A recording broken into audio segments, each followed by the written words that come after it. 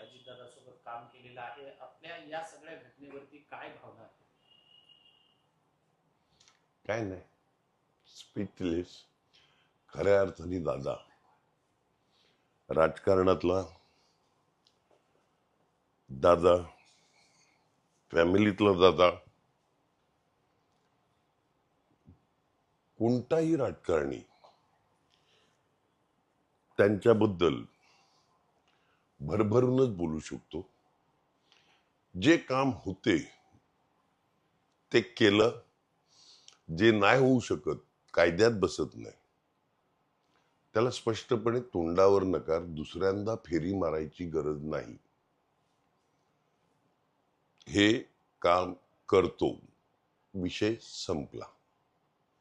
अधिकाऱ्यांवर, प्रशासनावर आणि सगळं नॉलेज असलेलं इकडे पकड अधिकारी, प्रशासन आणि बारके सारखे बारकावे सगळे राजकारणातले माहिती आहेत. कोणत्या नियमात काय बसवता येईल, काय नाही बसवता येणार, हे सगळ्यांचे दादा होते. आजची घटना आपल्या मनाला कशी चटका लावते? कारण ना, महाराष्ट्राच्या राजकारणातला एक धुरंधर राजकारणी आणि धुरंधर नेता आज आपल्यामधून निघालेला आहे. खऱ्या अर्थाने माझ्या या कारकिर्दीमध्ये जे काही मनाला चटका लावून जाणारे होते ना, 1, 2, 3 नेते, त्यातलं अजितदादांचं वरचं स्थान होतं. स्पष्ट पण प्रेमळ. बोलताना काही जणांना फटकळ वाटायची. मला वाटतंय आता की आजही अजितदादा खरंच गेले म्हणून. नाही जायला पाहिजे होती. अगदी 2 दिवसापूर्वी महानगरपालिकेच्या इलेक्शन नंतर आमचं बोलणं झालेलं. दादा काम लागतील, मदत लागेल, जितेंद्रजी 100%. हा जो एक बोलण्याचा, आपल्या फॅमिलीतला कोणतरी आहे हे वाटण्याचं एक वेगळं. भावनेनं आपला सुद्धा कंठ दाखवून येतोय.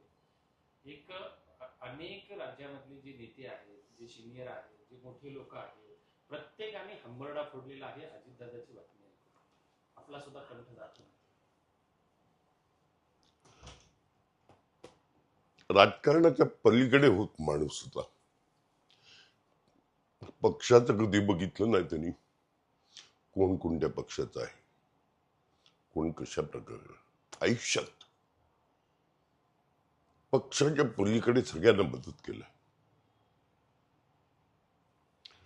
खऱ्या अर्थाने दादा. तुम्हाला सुप्रिया सुळेंनी एक ट्विट केलेलं आहे की उद्ध्वस्त झालं. एका शब्दामध्ये त्यांनी 100%. म्हणजे ते नाही, अनेक लोक